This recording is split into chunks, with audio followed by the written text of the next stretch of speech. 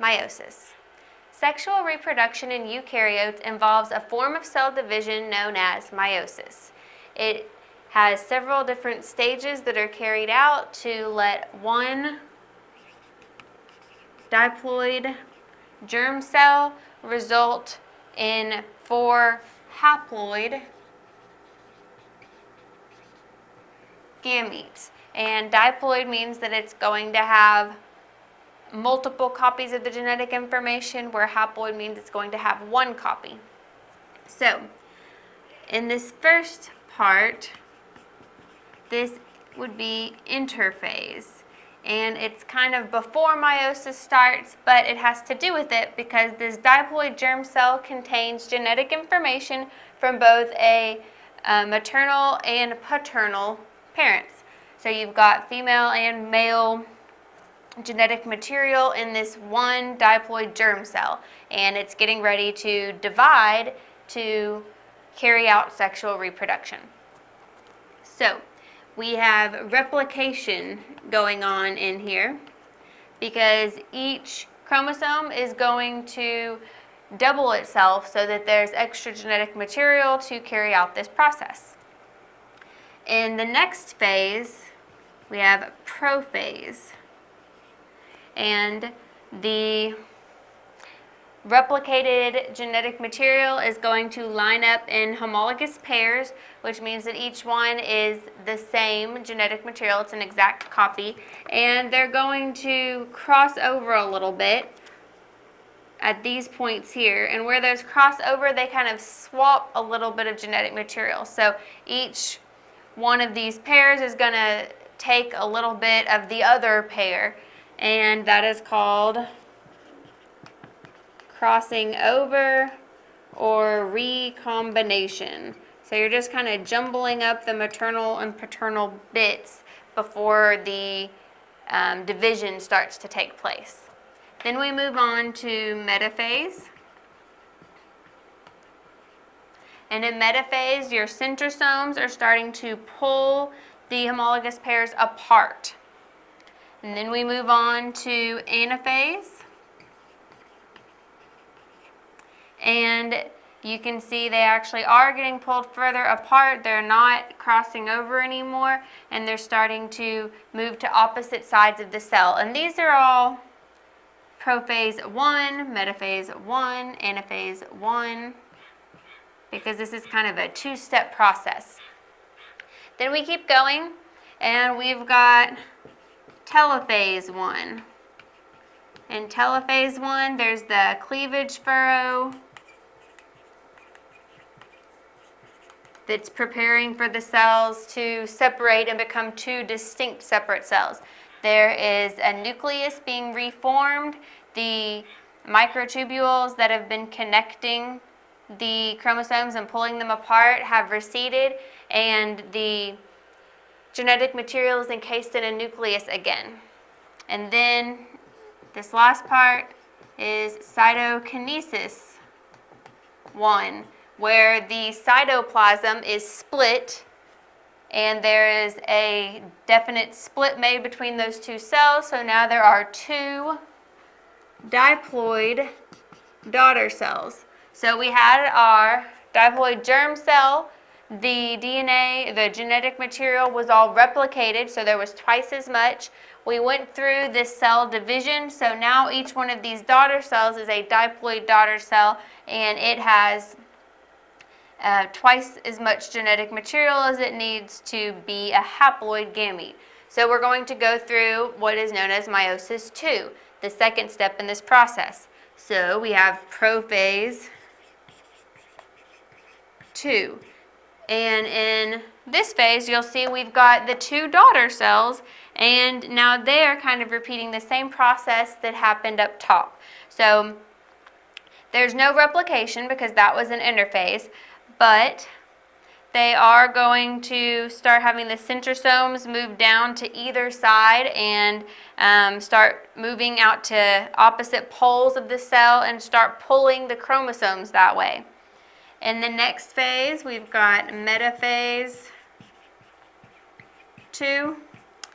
You can see that the chromosomes have lined up along the equatorial plate in both of these daughter cells. The microtubules are connecting them to the centrosomes, and they're going to start pulling apart. So in our next phase, anaphase 2, you can see that actually happen. The chromosome pairs have gotten pulled apart, and now these individual chromatids are on separate sides of the cell, and they're still going to be kind of being reeled in by the microtubules at this point. And we move on to telophase 2, where we've got a nucleus forming around our new pairs of genetic material that have both the mother and father genetic material in each nucleus. They're all split up now, and we have the cleavage furrow again. The cells are getting ready to divide permanently. Your centrosomes have separated to the opposite side still, and the microtubules have retracted. And then we go to cytokinesis 2, which is where the cytoplasm divided between these two new cells and these two new cells, and now we've got 4 haploid gametes, which means that they each just have one set of genetic information, and they're going to need a partner to be able to reproduce. So these gametes are going to be ready to be fertilized, and when they are fertilized, a diploid zygote will be formed. So these gametes are ready to be fertilized, and if they are, then they can go on to create a new eukaryotic organism. So meiosis does have a 2-part process, and it goes through the same phases as mitosis, but they're a little bit different because instead of just getting an exact copy, you're mixing genetic material from 2 different organisms, a maternal and paternal parent, and at the end you're going to have the 4 haploid gametes that each has genetic information from both parents. The solar system consists of the sun and the 8 major planets that orbit around it. So first we have the sun, and then I'm going to order the 8 major planets in order of how close they are to the sun. So we start out with Mercury, then Venus, then the third from the sun is Earth. Then we have Mars. And then in between Mars and the next planet we have an asteroid belt. Then after that asteroid belt is Jupiter, then Saturn, Uranus, then Neptune. Now you may be thinking Pluto should come after Neptune. Well, Pluto is no longer considered to be a planet. Now it's considered to be, or it's classified as one of the 5 known trans-Neptunian objects regarded as minor planets. So then after Neptune, we have the Kuiper belt. And so this Kuiper belt extends from about 30 astronomical units from Neptune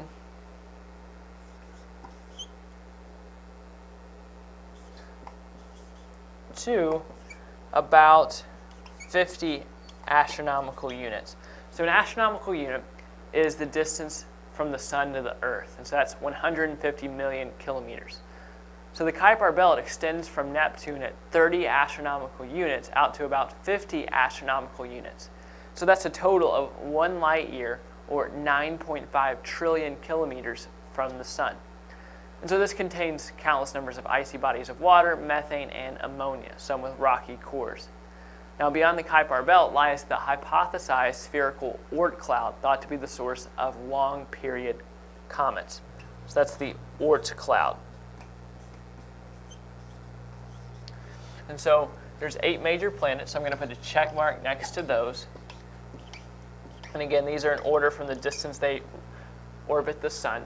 So notice here that if you remember any kind of certain phrase to remember the order of the planets. Notice that there's two M's, and so Mercury is the closest to the sun, and then Mars is after Earth. But all the other planets start with different letters. So the order is Mercury, Venus, Earth, Mars, Jupiter, Saturn, Uranus, and Neptune. DNA, or deoxyribonucleic acid, contains all of the hereditary or genetic material in humans and most other organisms. So the DNA is what lets people know what genetic material is in a person or is in a certain creature or other organism. Now each cell in an organism has the same DNA. So if someone were to get a piece of your hair and a fingernail and a piece of skin and look at it very closely and look at the DNA in all three would be the same, and it would let whoever was looking at this know that all three of those articles came from the same person. This is the same for other organisms. Each cell in the organism's body is going to have the same DNA pattern so that you'll be able to tell that it came from the same creature. Most DNA is found in the nucleus of a cell. There is some DNA in the mitochondria, and then it is known as mitochondrial DNA, or it would look like this if you saw an abbreviation for it. So if you see the little MT before DNA in the abbreviation, that's because it's mitochondrial DNA and it's found in the mitochondria instead of the nucleus. But most DNA is going to be in the nucleus. Now, that important hereditary information found in DNA is stored as a code made up of 4 chemical bases. We've got adenine, guanine, cytosine, and thymine. And each one of those bases is only going to pair with one other base. They can't all pair up with any of the other 3. So adenine pairs with thymine, and guanine pairs with cytosine to form base pairs. And a way that I remember that is that the ones with the straight lines in their abbreviation letter, the A and T that can be made with straight lines, go together, and the ones that require a curved line go together. And that helps me remember that adenine pairs with thymine, these straight lines to form A and straight lines to form T, and guanine goes with cytosine because of the curve shape that it takes to make each of those abbreviation letters. The sequence of the adenine, thymine, guanine, cytosine pairs determines how the organism builds and maintains itself. So it's important to think about this. Not every organism or every person is going to have the exact same sequence of base pairs. And you might think of the alphabet. We use 26 letters to form all of our words and sentences, but the way that they're arranged, the sequence of those letters is what lets us know what word is being communicated, what sentence is trying to be communicated. And each word has a different meaning, even though it's made up of the same 26 letters or some subset of those letters. So it works the same way. You're going to have some sequence of adenine, thymine, guanine, cytosine, and those base pair sequence is going to let you know, or let a scientist know, what that organism does to maintain itself, what kind it is. Is it functioning properly? Is everything in the right order? What does that order tell us? The same way that seeing CAT tells us that that is the word cat, and it's talking about a mammal with pointy ears and whiskers and a tail that's kept as a pet. Let's look at the next part. Each base pair, so our adenine thymine pair or guanine cytosine pair, is going to attach to a sugar molecule and to a phosphate molecule. And once those attach, once a base pair attaches to the sugar molecule and phosphate molecule, it forms a nucleotide. And these nucleotides form two long strands that spiral into a double helix. That is the shape that DNA takes on. And I did my best to give you all an example of a double helix. It kind of spirals around. If you were to curl a ribbon around my pen, it would form that kind of double helix shape we're talking about. And you should think of a twisted ladder with the base pairs as rungs. So if we were looking at this picture here, this would be our double helix shape that's spiraling around, and each one of these little rungs on the ladder would be a base pair. So we would have adenine and thymine together, and they would be paired up. And then here you would have guanine and cytosine paired up. And then you would have adenine and thymine, guanine and cytosine, all the way down the ladder, where you've got your sugar molecules and phosphate molecules that bound to your base pairs, making up the sides of the ladder here. And you just have this long DNA chain, and then the sequence that you see is going to let you know how that organism builds and maintains itself, because not every creature's DNA is going to be the same. Everyone has a very unique DNA pattern. DNA can replicate or make copies of itself by splitting the ladder in half.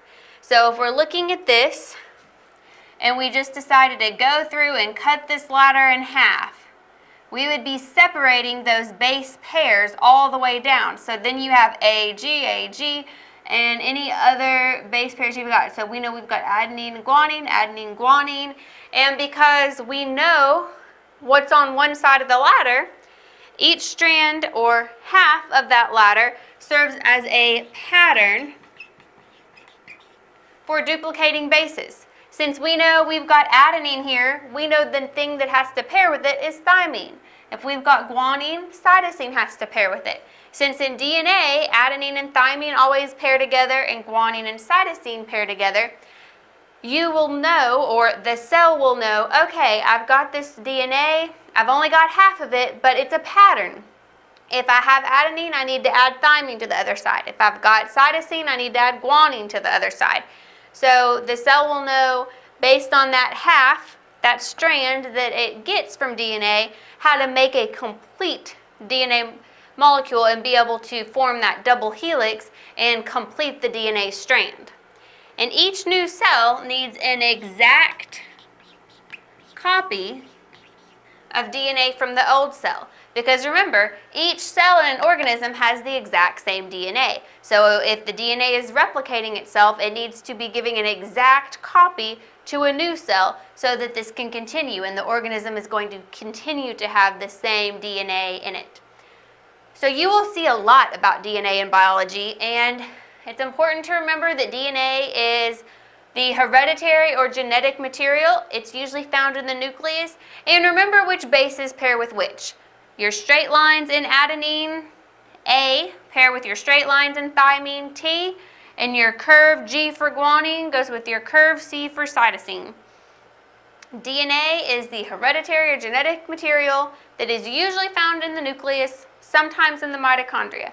Most important thing to remember is that it's where all the genetic material is going to be found. It's a big identifier for a cell or for an organism. Kingdom Animalia. Animals have several characteristics that set them apart from other living things. Animals are eukaryotic and multicellular.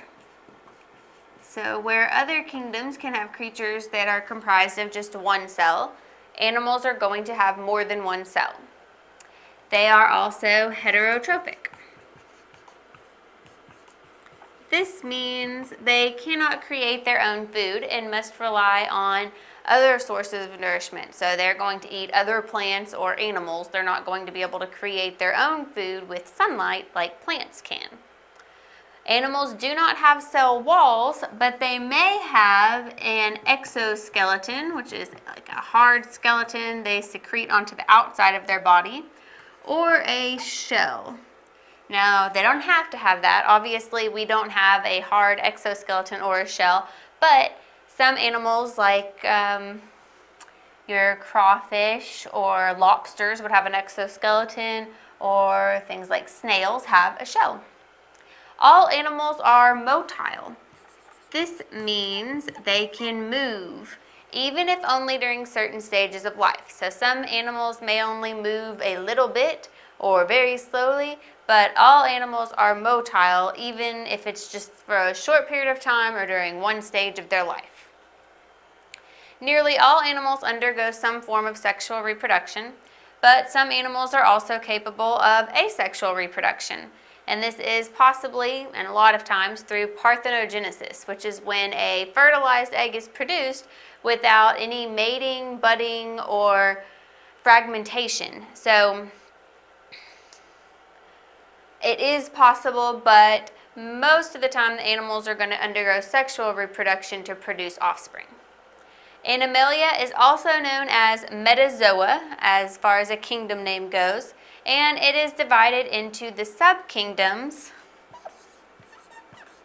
Parazoa, which consist of sponges and trichoplax. Sponges, I'm sure you can think of, but trichoplax kind of looks like a puddle you spilled on the floor. It's very flat, but it is still an animal. It does have differentiated cells. It even has some eye cells on it.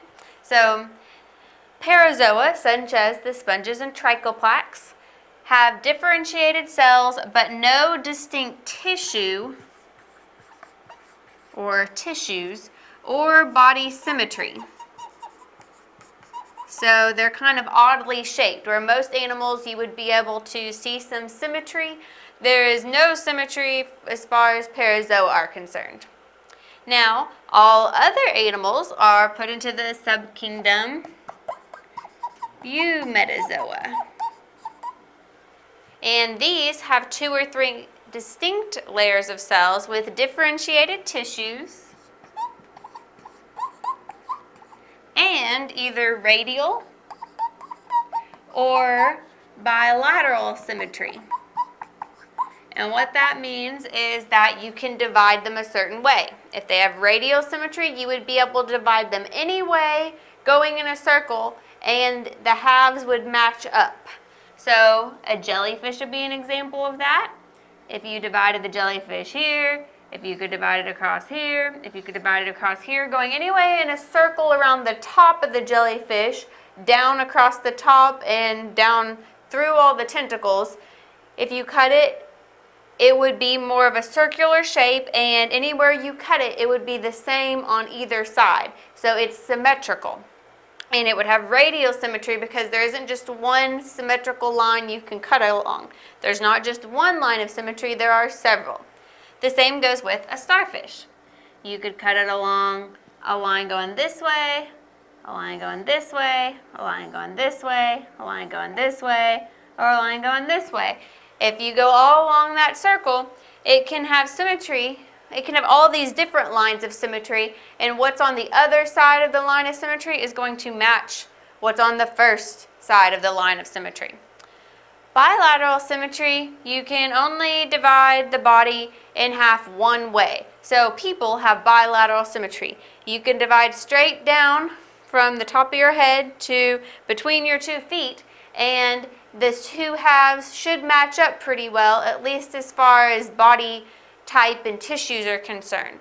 So people have bilateral symmetry. You can divide straight down the middle and the halves should match up pretty well. Butterflies or moths are another example that should match up. Cats, dogs, a lot of animals display bilateral body symmetry, but there are some that have radial symmetry. But these are all eumetazoa. Remember, the parazoa is not going to have any kind of body symmetry because it doesn't have distinct tissues and it is not going to have a distinct body shape every time. It's going to be different. So whenever you are thinking about kingdom Animalia, remember these certain characteristics that set them apart. They're eukaryotic and multicellular, made of more than one cell. They are heterotrophic. They cannot make their own food and must receive nourishment from other sources. They do not have cell walls, but may have an exoskeleton or a shell. And all animals are motile. They are able to move, at least at some stage in their life. Rocks versus minerals. Let's look at a side-by-side comparison of rocks versus minerals so you can see the difference between the two. Rocks are aggregates of one or more minerals, and they may also contain mineraloids and organic remains. Now, mineraloids are minerals lacking a crystalline structure, so they don't have a definite crystalline structure if they are mineraloids. And organic remains are going to be anything that came from a living thing. So if an animal died, then its body would eventually decay and be organic matter. Any kind of excrement from an animal would be organic remains. And so all of that also can form up rock. So a rock is an aggregate or a combination of one or more minerals, and it could contain mineraloids, and it could contain organic remains. So there's no real set combination of what a rock is going to contain. And it has no definite structure or shape. So a rock doesn't have to have a certain structure. It doesn't have to look like a certain shape whenever you find it. Rocks are more random. You're not going to find them looking the same way every time. Now, minerals are naturally occurring inorganic solids, so nothing organic about them, nothing that came from a living creature or a person. And they have a definite chemical composition. So if you were to look at it, every atom of that mineral should have the same chemical composition and an orderly internal crystalline structure. Now, some minerals may have the same chemical composition but have a different crystalline structure, and the structure determines how it's going to look or what the mineral is going to be called sometimes whenever it has the same chemical composition. And let's see, so that's a mineral. A mineral at its basic point is a naturally occurring inorganic solid, so made naturally from the earth, and it doesn't have anything that used to be alive. It has a definite chemical composition and a definite internal crystalline structure, so it's got to form the same way every time to be a specific mineral. And a polymorph is two minerals with the same chemical composition but a different crystalline structure. So this is what I was talking about, where sometimes, even though two minerals have the same chemical composition, they won't look the same because their crystalline structure is different. And at that basic atomic level, if the crystalline structure is different, what you're able to see with the naked eye is going to appear different. And even if it looks like two different minerals, it isn't going to be the exact same. It'll be a polymorph of the other because it doesn't have the same crystalline structure, even though it has the same chemical composition. So rocks are more random. They don't have to have a definite structure. They don't have to have a definite chemical composition or makeup. It can be made of any combination of minerals, mineraloids, and organic matter. Minerals are going to have a definite chemical composition and an orderly internal crystal structure. So they are more specific. They have to have a definite composition and structure to them, where rocks do not have to have that. Now, rock types are igneous, sedimentary, and metamorphic. So these are the 3 rock types that a rock could be classified as. And rocks are classified into one of these 3 types based on their formation and the minerals they contain. So how were they formed and what are they formed of? When you know those 2 things, you can classify your rock as igneous, sedimentary, or metamorphic. Minerals are classified by their chemical composition. So you look and see what chemicals it's made up of, what exact atoms make up that mineral at a chemical level, at the tiniest level, and that's how they're going to be classified. Rocks are classified by how they are formed. Are they formed from stress? Are they formed from heat? Are they formed from organic matter? Those kind of things are going to affect how a rock is classified, but that doesn't matter for a mineral. And lastly, the study of rocks is known as petrology. And the study of minerals is known as mineralogy. And side note, geology is the study of Earth as it pertains to the composition, structure, and origin of its rocks. So, rocks are classified based on their formations and what minerals are in the rock. Minerals are classified by their chemical composition. At that basic root level, what are they made up of? Petrology is the study of rocks. Mineralogy is the study of minerals. Rocks are more random. They don't have a definite structure. They're made up of one or many different minerals plus mineraloids and organic matter. Minerals are more specific. They have to have a definite chemical composition and a definite crystalline structure. Ratios. A ratio is a comparison between 2 quantities. You can think of a ratio like a fraction, and since it's just like a fraction, a comparison of 2 numbers, it is treated a lot like a fraction, meaning you're going to simplify it anytime you can. Let's look at this problem.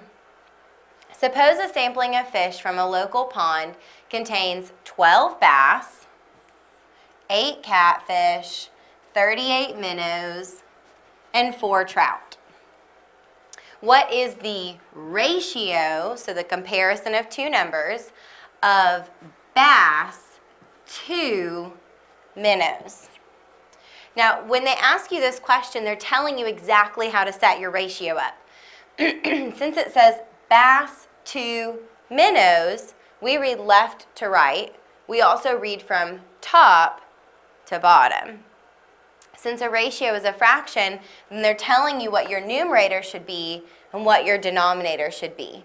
So our ratio is going to be bass to minnows. And now we can substitute how many bass and minnows we have. According to our problem, we have 12 bass and we have 38 minnows. So that ratio would be 12 to 38. But again, since this is a fraction, we're going to simplify it if we can. And 12 and 38 do have a GCF of 2, so we're going to divide 12 by 2 to get 6, and we'll divide 38 by 2 to get 19.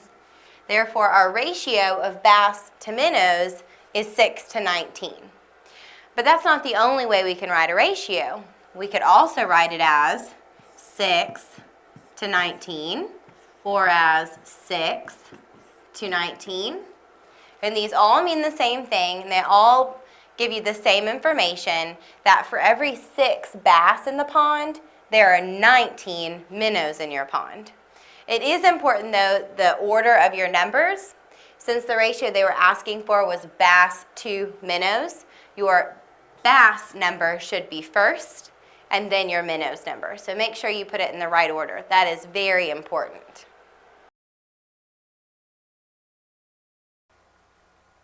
Multiples. You can think of multiples as like counting by that number.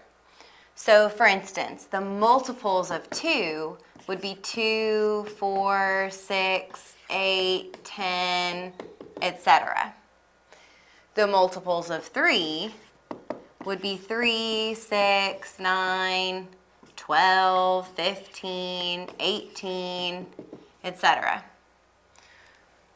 The multiples of 4 would be 4, 8, 12, 16, 20, and so on.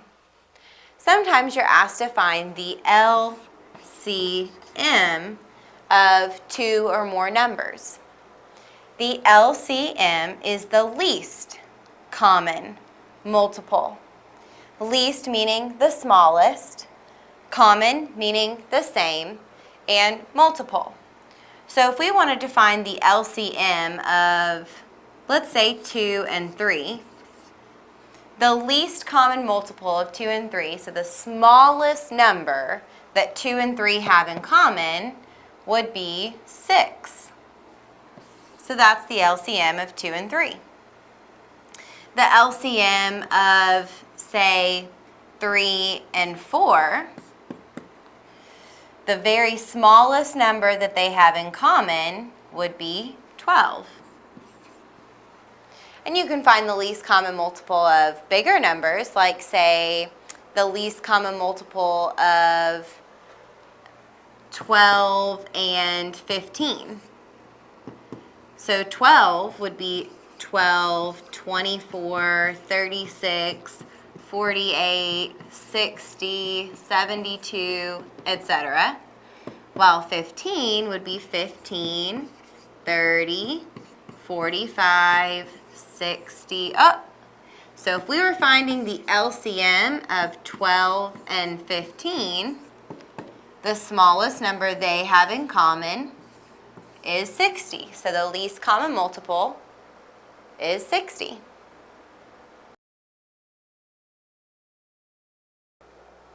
In math, we have rational numbers and we have irrational numbers. So we're going to be taking a look at rational numbers, which have 4 different categories, and those are integers, percents, fractions, and decimals. So we're going to define each of these. Even if you're already somewhat familiar with them, we're going to go ahead and define them and give some examples. So starting out with integers. Integer is a positive or negative whole number or 0. So 9 would be a whole number. It would be an integer because it's a positive whole number. Negative 6 is an integer because it's a negative whole number. Then, of course, 0 is an integer because we said it was. And so now we move on to percent, which is kind of a more complicated way to say percent is a part per 100. So an example of a percent is 20%, which we could also write as 20 parts per 100. But the important thing here is just you know what a percent is, like 20%. Then fractions, which is a proportion. So an example would be 20 divided by 10 or 2 divided by 4. And of course we have decimals, so this is where we have an integer, maybe 1, maybe 89, maybe 0. And then we have a decimal place, and then we have numbers after the decimal, like 20.53. So we have our integer, we have a decimal, and then we have numbers after the decimal. So integers, percents, fractions, and decimals are all rational numbers, usually. There are some rules. So in order to be a rational number, just summarize, it either has to be an integer, like we talked about. If it's a number like 9, negative 6, 0, it's always going to be a rational number. It gets more complicated when we come to fractions and decimals. If it's a fraction, it has to be an integer divided by an integer. And this integer cannot equal 0. So it's an integer divided by an integer. So 7 divided by 4 cuts it. That works. Now, decimals are a little bit more complicated because it either has to be a terminating decimal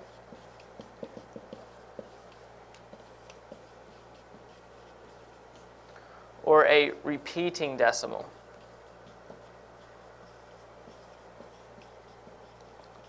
So an example of a terminating decimal would be something like 2 divided by 4. From that you get 0.5. It ends right there at the 5. For a repeating decimal, you do 1 divided by 3 and you get 0.3333. It goes on forever. But notice we're getting the same number every time. So really you could erase all of these 3's and just put a line over the 3 showing it's a repeating decimal.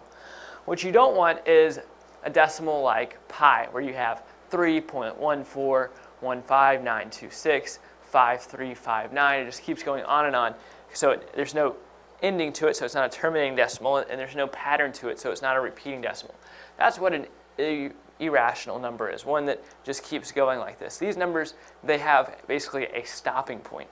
And so that's what we're looking for. And so the reason I say that a fraction has to be an integer over an integer is because when you divide an integer by an integer, you get a clean number. You get a decimal that's repeating or terminating.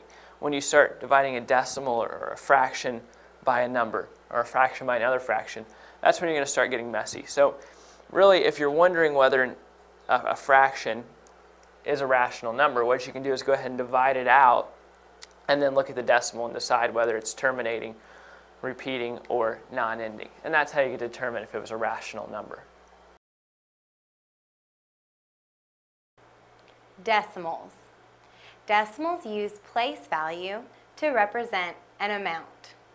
To read a decimal, like we have here, first read the number to the left as a whole number, followed by and, then read the number to the right of the decimal, followed by the last place value. So this number would be read as 641 and 5,129 10,000ths. This number could also be represented as a mixed number. 641 and 5,129 10,000ths. Let's look at another decimal. 5 and 8,139 10,000ths. We could write this number as an improper fraction by taking the 5 plus, this would be 8/10ths since it's in the tenths place, plus 1/100ths, plus 3,000ths, plus 9/10,000ths, which would give us 58,139 10,000ths. So we've seen a decimal in decimal form. We've seen it represented as a mixed number and also as an improper fraction. Fractions. A fraction is a number that is expressed as one integer written above another integer with a dividing line between them, like x divided by y. So for example, 3/4. In this fraction, 3/4, the top number is called the numerator, and the bottom number is called the denominator. The numerator is the part that's being considered, while the denominator is the whole. So in this fraction, 3/4, we could take a pie shape and cut it into 4 pieces. That's our whole. And the part that's being considered is 3/4. So 1, 2, 3. So now you can see how much of our pie we're talking about. 3/4. We can manipulate fractions, and we do this by multiplying or dividing both the numerator and the denominator by the same number, not by adding and subtracting. We manipulate fractions to do many things. One thing is to compare them. If we were to compare 3/4 and 2/3, we would first need to find what's called a common denominator. Because in order to compare them, I need them to have the same denominator. So I can tell which one's bigger or if they're equal. So we'll take 3/4 and 2/3, and we're going to find a common denominator. When you do that, you want to look for multiples of the denominators. And the least common multiple will be the least common denominator. So the multiples of 4 and 3, 4 is 4, 8, 12, 16, etc. 3 is 3, 6, 9, 12, 15, 18, etc. So the least common multiple between 4 and 3 is 12. So that means I want to change this fraction to something over 12. Same with my other fraction. What I'm doing is creating an equivalent fraction. 3/4 is equal to something over 12. So I'm going to multiply my numerator and my denominator both by 3 to achieve that denominator of 12. So 3 times 3 is 9. And so our fraction is 9/12. And then for 2/3, we'll do a similar thing. We want to change our denominator from 3 to 12. So we multiply 3 times 4 to get 12. And we must do the same to our numerator. 2 times 4 is 8. So now we can easily see which fraction is larger. 3/4 is equivalent to or equal to 9/12. And 2/3 is equal to 8/12. Well, 9 out of 12 is definitely more than 8 out of 12. So we could say that this fraction 3/4 is bigger than this fraction 2/3 if we were to compare them. So let's talk a little bit more about equivalent fractions. All of these fractions are equivalent fractions because they all represent the same value. 2/10, 3/15, 4/20, 5/25. And we could see that they represent the same value more easily by simplifying our fractions. So we said we can manipulate fractions by multiplying the numerator and denominator by the same value, or we can manipulate them by dividing the numerator and denominator by the same value. So if we wanted to simplify this fraction 2/10, we would just divide the numerator and the denominator by the same value. Both 2 and 10 are divisible by 2. So we divide our numerator by 2 and our denominator by 2. 2 divided by 2 is 1. 10 divided by 2 is 5. We do the same thing to our next fraction. 3 and 15 are both divisible by 3. So we divide our numerator by 3 and our denominator by 3. 3 divided by 3 is 1. 15 divided by 3 is 5. 4/20. Our numerator and denominator are both divisible by 4.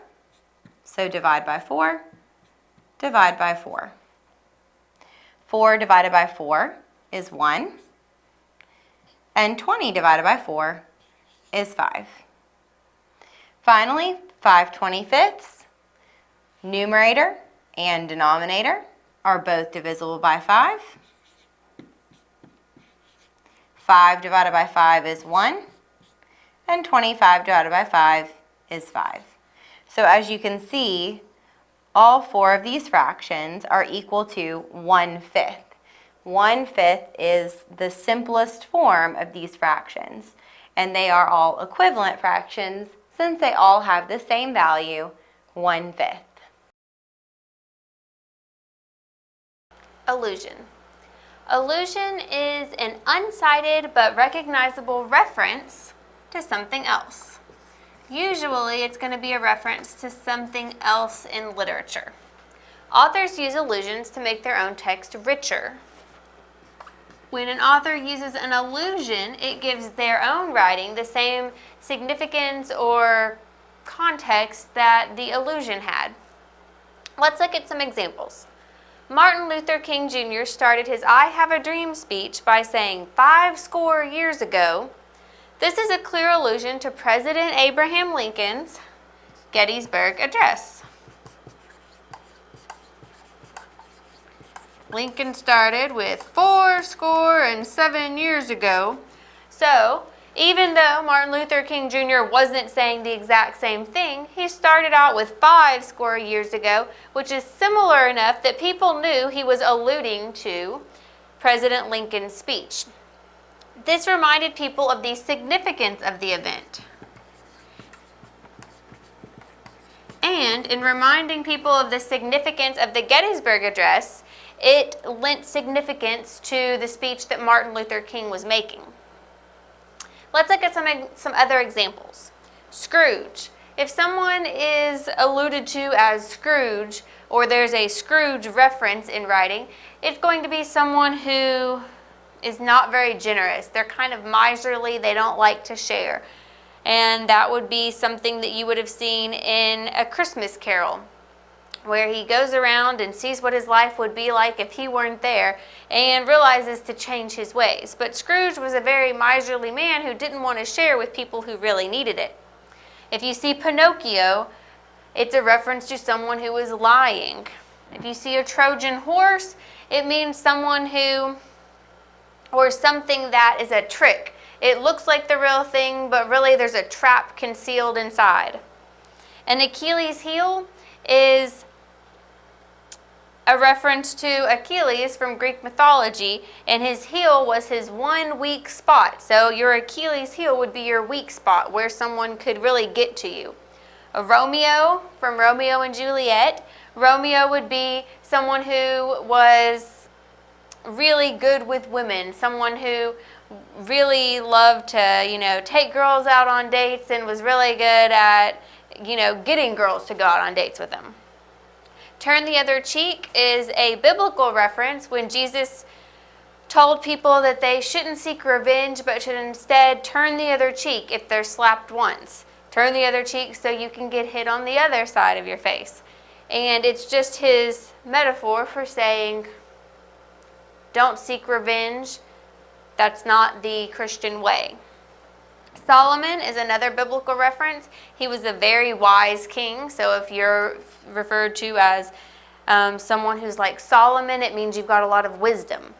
And a good Samaritan is another biblical reference, and it refers to the good Samaritan on the road who helped someone when no one else would. So a good Samaritan today is someone who helps people or helps a person that no one else is trying to help. So allusions can be used to ground text in a particular time or place, or they can use a cultural reference to make readers feel included. There are lots of reasons that a writer would use allusions, but every time that you use an allusion, it's meant to make your text richer and give your text more than it had before. So when you're reading, watch for allusions. And if you see one of these references, say to yourself, oh, that's an allusion. I learned about those. It's here to make the text richer. And think to yourself, what connotations do you get? How do you feel differently reading that word in the text? What did that word or reference do for your interpretation of the text? Because really, that's what allusion is there for. It's to add to the text and make it better. Context.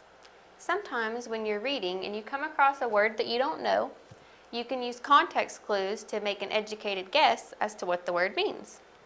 Now when you're looking at the word you don't know, you don't want to just look right before and after the word. You usually want to look at the sentence before and the sentence after, And sometimes you even have to look at the whole paragraph to get an idea of what that unfamiliar word means. Now, there are some clues that we can look at to help determine what the word means. One thing you can look at is a description. Sometimes a sentence or a sentence following or before the unfamiliar word will give you a description. For instance, the green-feathered macaw. Well, you may not know the word macaw, but by seeing green-feathered, you can infer that it is some kind of a bird with green feathers. Another clue you could look at are synonyms. If you hear the soft and supple leather, well, since you have soft here and then supple, both describing leather, you can figure out that supple probably has something to do with being soft. And in reality, it means moldable. It's easily moldable, and it is somewhat soft to be able to do that. We'll go ahead and note that this one was our bird. Now, another clue you can look for are antonyms. Angie is sweet. She doesn't have a malevolent bone in her body. Well, you may not know what malevolent means, but you probably know what sweet means. And if she isn't malevolent and she is sweet, then you can figure out malevolent is something bad, something negative, the opposite of sweet. And in reality, malevolent means evil. Another clue you can look for are definitions. Sometimes the sentence before, after, or part of the same sentence your word is in will just give you the definition of the word. For instance, the echidna, an egg-laying mammal native to Australia, and then they might tell you some interesting fact about the echidna. Well, in commas, right after echidna is the definition of an echidna, an egg-laying mammal native to Australia. So you know what it is right there. The last clue you can look for is tone. Is the rest of this paragraph positive, negative, happy, scared? If you have a paragraph that's all one tone, then the word probably has something to do with that.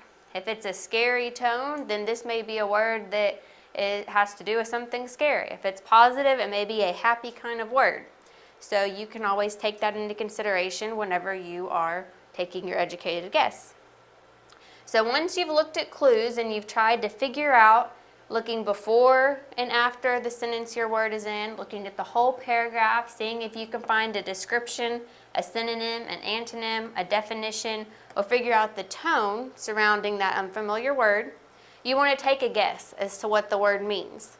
And then you want to reread the sentence to see if it makes sense to you and ask yourself, does it make sense? So if we were to insert bird here, the green-feathered bird, well, if it's something that has feathers and we have bird after it, that makes sense, so that one would work. The soft and supple leather.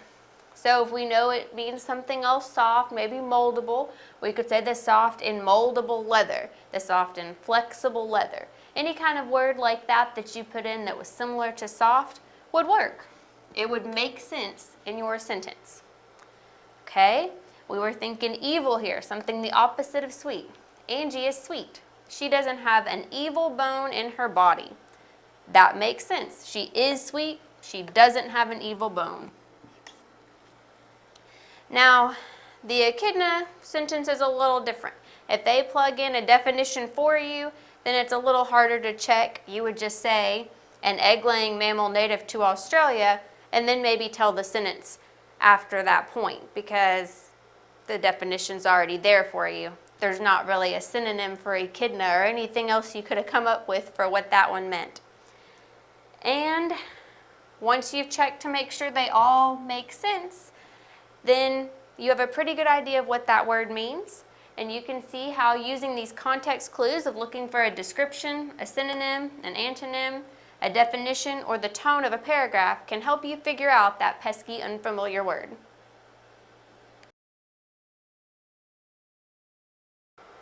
Figurative language.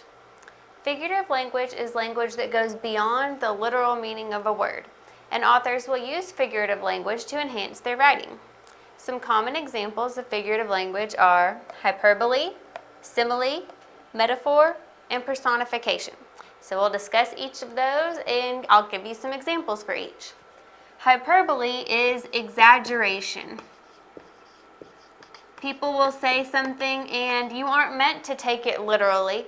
You're meant to know it's an exaggeration, but it's there just to emphasize how strongly the author is trying to convey something. For instance, I've told you 1,000,000 times. I bet some of you have probably heard that one. And 1,000,000 times, really?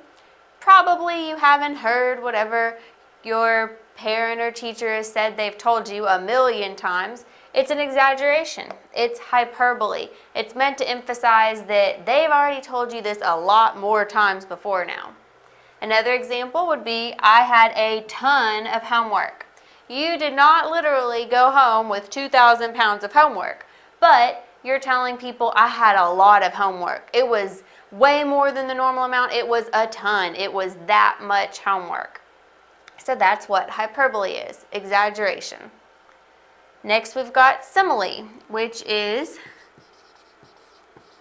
comparing two things using like or as. And this is very important. You have to use those words like or as, or it's not going to be a simile anymore. So, the child howled like a coyote. We see our word like. You're comparing two things in this sentence. The child howled like a coyote compares the child to a coyote using the word like. This example is letting you know that the child is loud. Its crying sounds like a howl, much like a coyote. So this figurative language is used to bring a coyote to mind to help you picture and hear in your mind how this child is screaming or crying. Next, let's look at this example. She ran as fast as lightning. Well, that's going to compare two things here, and we see the word as. So what is being compared in this sentence? She ran as fast as lightning. And usually when you have one as, you've got two. So it's comparing she, or a girl, to lightning. And that is being done by using the word as. So when you're comparing a girl to lightning, you're saying she's that fast. It went so fast you barely got to see her before she got past you or got to the finish line. So it's just letting you know she's really, really fast. So that's what simile is, comparing two things using like or as. And again, these are the important words to look for to make it actually be a simile. It could be a metaphor, which compares two things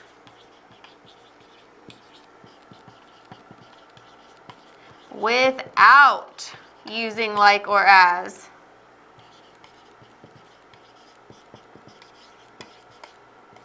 And that is really the big difference between a simile and a metaphor.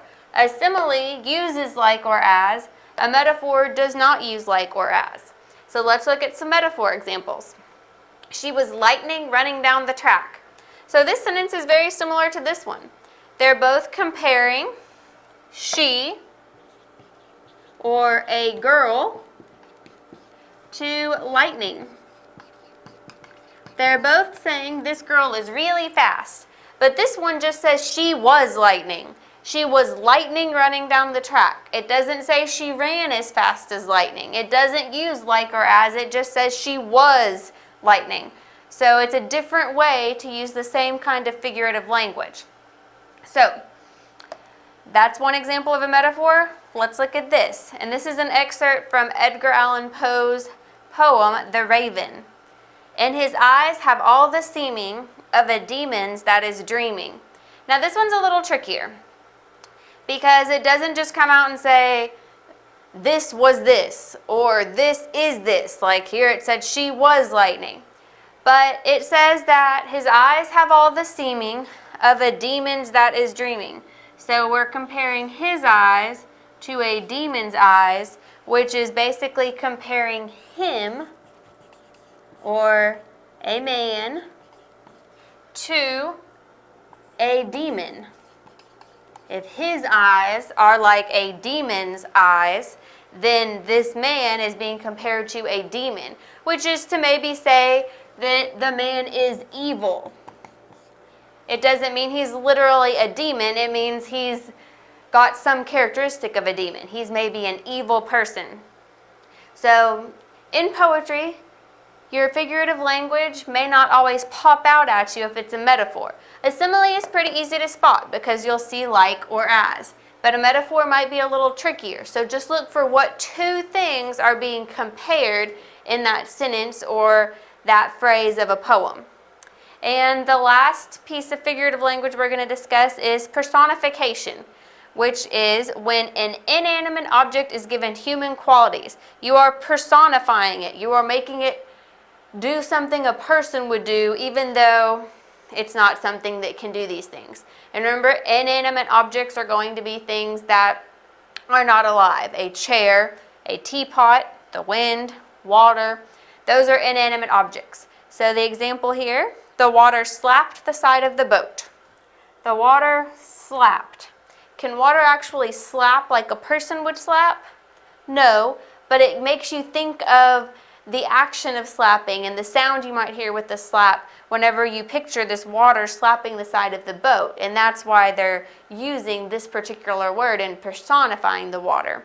Depending on what the story is about where this sentence appears, it could be that the water is being made as like an evil character. If someone drowns in this story, then the water would be seen as an enemy, and so it slapping the side of the boat would give it that negative feeling. Another example, the teapot shrieked. Shrieking, screaming, that loud sound, you can hear it in your head when you think about the noise a teapot makes. But a teapot isn't actually shrieking like a person would. It's simply making that noise because the air is hot enough that it's trying to get out now. Or the wind howled. Wind can't howl like a wolf would howl, but wind makes that same kind of sound sometimes, and so the author is trying to put that sound of howling in your mind when they're describing the wind. So figurative language can be a lot of different things. Hyperbole, where you're exaggerating. Simile, where you're comparing two things using like or as. Very important markers for a simile. Metaphor, where you're comparing two things without using like or as. And personification, when an object is given human qualities, whenever it's personified. And all of these techniques are used so that the words will go beyond the literal meaning of them and give you a deeper understanding of the poem or the work that you're reading. The author is trying to go beyond the words and make you really think about their meaning and put certain connotations in your head whenever you're reading.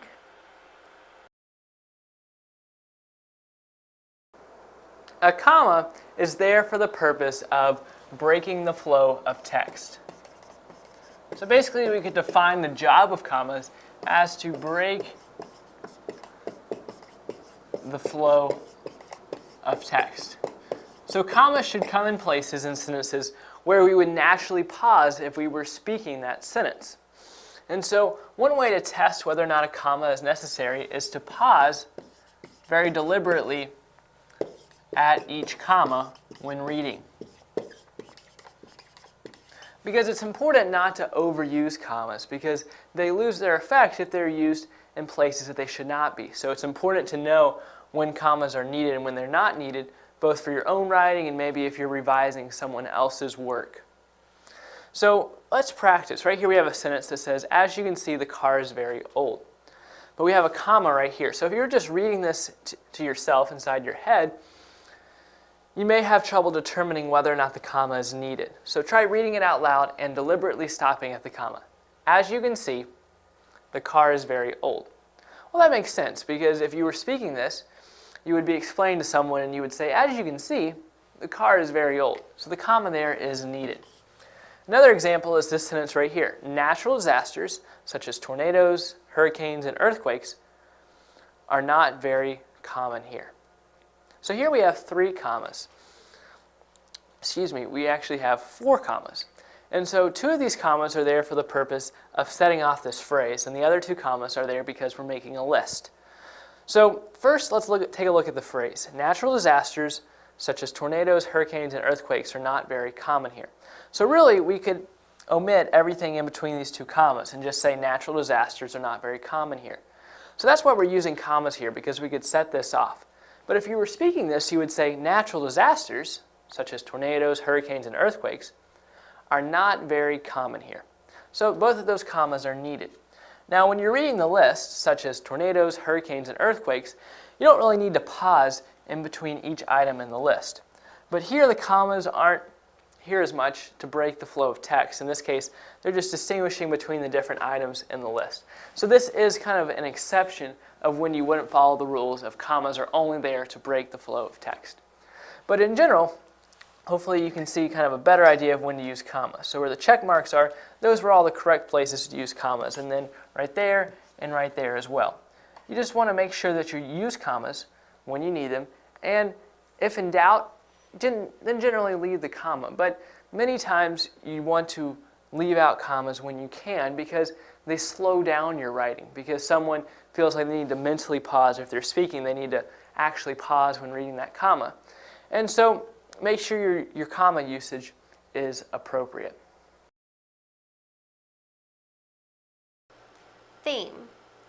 Theme is the overall idea of a piece of literature. So think about the lesson or moral of the story that the author is trying to get across to you. One thing to remember is do not confuse theme with plot. Plot is what the characters do. It's the action of the story. It does not have to do with the overall lesson or message that the author is getting across. Now, obviously, what the characters do is going to help you understand the theme, but plot and theme are not the same thing. Plot is going to be more about human nature, society, and life in general. There can also be more than one theme. The author may have one overall message, but there may be a few messages in there, or you may be able to find more than one theme besides the main controlling theme of the story. Some questions to ask yourself are, what is the lesson or message? And some common themes are, man struggles against society, man struggles against nature, overcoming adversity, the importance of family and friendship, man struggles with faith, sacrifices bring rewards, and honesty is the best policy. So for all of these, I want us to look at the story of the tortoise and the hare from Aesop's Fables. And this shows you that there can definitely be more than one theme for one story. Now, all of these may not be what Aesop had in mind when he was coming up with this fable, but I was able to see all of these themes in the story. The last one, I couldn't come up with something for, but I've got a good one for that as well. So, man struggles against society. You've got this tortoise who feels like he's going to keep going and he's going to try to win the race, but all of society is against him and saying, oh, that hare has got you beat. He's way faster than you. I don't know why you think you're fast enough to beat him. So I'm sure that tortoise was struggling against society's views of him. Another one would be man struggle against nature. The tortoise is struggling against the nature of his self, how he's made. He's obviously not going to be as fast as the hare. He's going to have to go up hills. He's going to be fighting against the very nature of his self, where the hare is made to go much faster. Overcoming adversity. Just simply winning the race, the tortoise ended up winning even though no one expected him to do it. Even though people were probably telling him, oh, you can't do that. The hare's always going to beat you. The importance of family and friendship. Now, I've talked a lot about society, telling the tortoise he couldn't do this, but I'd like to think that the tortoise had some family and friends on his side that were urging him on, that helped him feel like he could actually go through and win this race. Man struggles with faith. The tortoise had to have faith in himself. the hare was very, very cocky. He felt like he had this race won, so much so that he went and took a nap, where the tortoise didn't do that. He had faith in himself and knew that he could do this if he just kept going, if he gave it his all. And then sacrifices bring rewards. The tortoise sacrificed that nap that the hare took, and in the end he won the race because he just kept going. Now, the moral of the story they give you is slow and steady wins the race, but I can see all of these themes in that story. Now, honesty is the best policy. I couldn't really come up with one for, but you can always look at Pinocchio. Pinocchio, every time he told a lie, his nose grew. It was not a good thing. Every time he lied, something bad happened to him. I won't ruin the whole story for you, but everyone knows about the growing nose, which is a sad punishment for someone who is not using honesty. So it's showing you honesty is the best policy. So whenever you're reading a story, you can look at what the characters are doing to figure out what the plot is, but remember the theme is different. The theme is going to be the controlling idea in that piece of literature. And you want to ask yourself, what is the lesson or moral the author is trying to get across to me?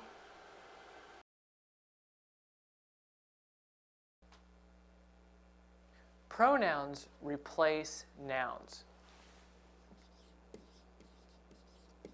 This sentence says, Dad is at his office. We could also say, he is at his office.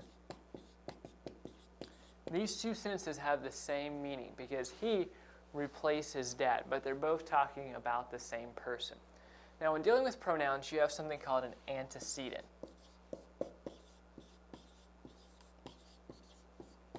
An antecedent is the noun that a pronoun replaces.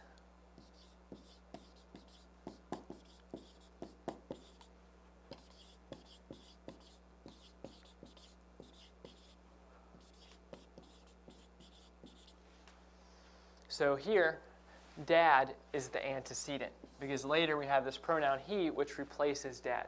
Now there are many pronouns, so I'm going to go ahead and list most of those. I, you, he, she, it, we, they, me, you, him, her, it, us, them, my, your, his, her, its, our, their, mine, yours, his, hers, ours, theirs, myself, herself, ourselves, and himself.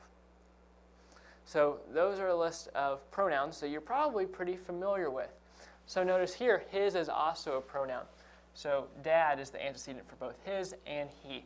Now, why do we use antecedents? Why don't we just always use that noun? Well, take a look at this example. Tom plays soccer. Tom is very athletic. It's kind of redundant or annoying to say Tom every time. So instead, we can replace Tom, which is now an antecedent, for he. Tom plays soccer. He is very athletic. Because we just mentioned Tom, we know who he is talking about. Now again, you always need an antecedent because if we said he plays soccer, he is very athletic, we don't know who he is. So you need an antecedent. You need that noun first, and then from there, you can use pronouns. Now as soon as you talk about someone else, as soon as you use a new noun, you need to use that noun again before you use a pronoun. So we could say,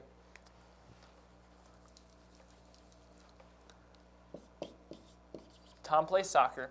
He is very athletic. Sam plays soccer too. Now if we were to say, he likes basketball, then who would he stand for? He right here is is a pronoun. And so what's the antecedent? Are we talking about Sam or are we talking about Tom? Most likely, people are going to think you're talking about Sam because that's the last noun you used. So if you were talking about Tom, then you would need to actually use his name right here. So pronouns only work as long as there is only one noun in the picture. As soon as you use a new noun, you need to use that old noun again before you can use an antecedent. Now look at this sentence. People should wash its cars. you want to make sure your pronouns agree with your noun. You want to make sure they agree with their antecedent. So here, people is the antecedent, its is the pronoun, but they chose the wrong pronoun here. This should say their cars. Because when we use the word its, that's a singular form. It's like they're referring to one person. But here, since we're talking about people, we're talking about lots of people, or more than one person, we need to use the pronoun their because that's plural. That refers to more than one person. So again, that's a quick look at pronouns. And pronouns replace nouns. It is important to use different types of sentences. Using different types of sentences adds variety to your writing. So by using different types of sentences, you make your writing more interesting. It's more appealing to the reader. So there's three types of sentences. There's the simple sentence, complex sentence, and the compound sentence. So you want to try to use all types of sentences in your writing. So a simple sentence is just a subject and a verb. This is what we'd call one independent clause. Hannah ran through the meadow. So we have the subject here, and we have the verb ran. And so that's all that's here. It's just a complete thought. It's enough to be a sentence, but it's not anything more. Then we have a complex sentence, which is an independent and a dependent clause. So I call this an independent clause because it can stand alone. It has a subject and a verb, so it's a sentence. It doesn't need anything else to make it more of a sentence. And so this says, instead of watching a movie, he read a book. So here we have a subject, he, and a verb, read. Now, he read a book could be a sentence alone. So that's the independent clause. The dependent clause is instead of watching a movie. Because instead of watching a movie isn't a sentence. I couldn't just come up to you and say, instead of watching a movie, you'd be thinking, okay, instead of watching a movie, what are you going to do? So this is the dependent clause. So together, the independent clause and the dependent clause form a complex sentence. And then we have a compound sentence, which is two independent clauses. So here we have the sentence, we ate burgers. So we have the subject we and the verb ate. And then we ate burgers, or then we ate dessert. So we have we as the subject and ate as the verb again. But these are two sentences. These are two independent clauses because both of these clauses could be sentences by themselves. I could come up to you and say, we ate burgers, and that would be a complete thought. Or I could say, then we ate dessert. That would be a complete thought. So by joining these two together, we're forming one sentence, but we're forming one sentence out of what could be two sentences. So that's two independent clauses, which makes a compound sentence. So when you use all of these, it gives your writing variety. It makes your writing more interesting. And also, by using different types of sentences, it makes your sentence length differ as well. So generally, your simple sentences are going to be kind of short, and sometimes your complex or compound sentences will be pretty long. And so by having different lengths to your sentences, it makes your writing more interesting.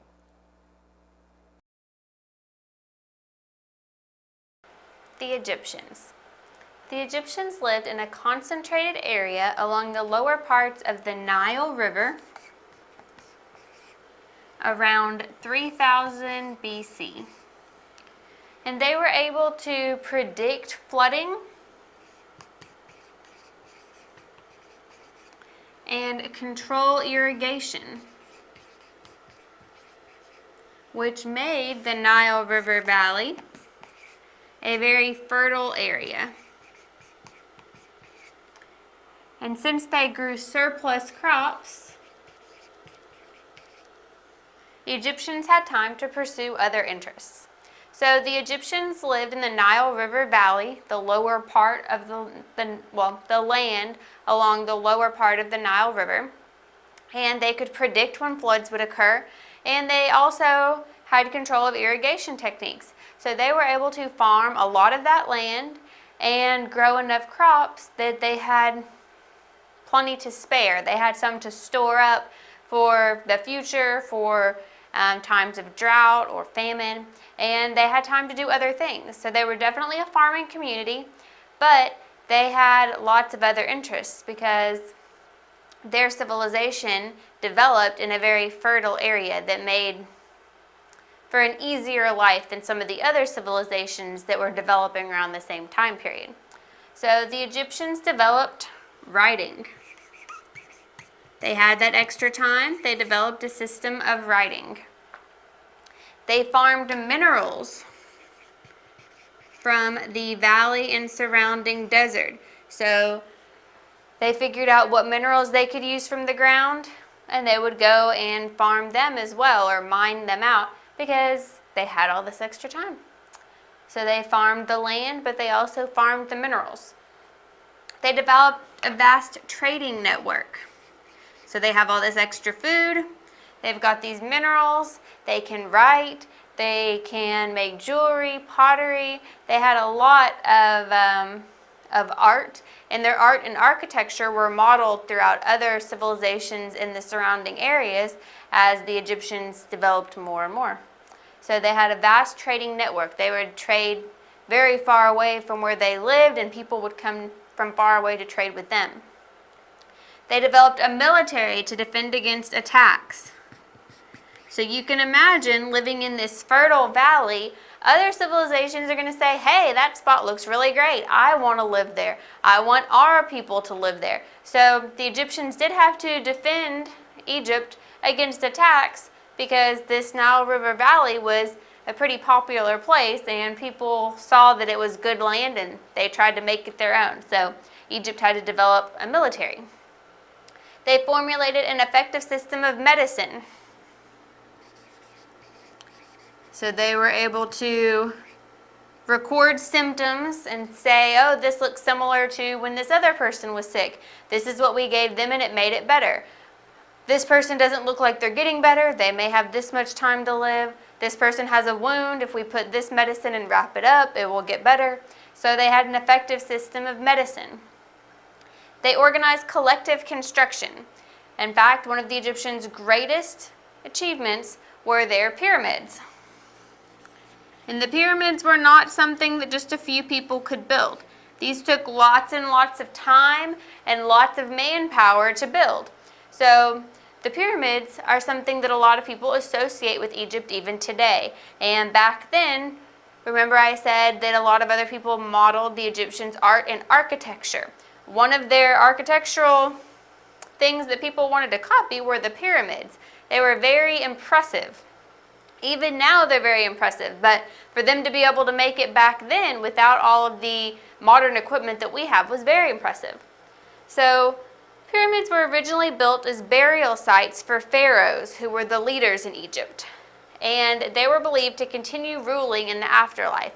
So they made these huge pyramids, and they buried the pharaohs in there after they died, and they buried them with food and with servants and with animals, with gold, jewels.